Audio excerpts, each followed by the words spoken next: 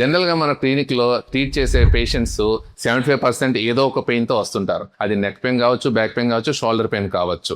ఇప్పుడు మనం ఏం చేద్దామనంటే, మనం అందరం ట్రీట్ చేస్తున్నాం కానీ మన టీంలో వాళ్ళు ఎంతవరకు పర్ఫెక్ట్గా ఉన్నారు, ఫిట్గా ఉన్నారో తెలుసుకోవాలి కదా.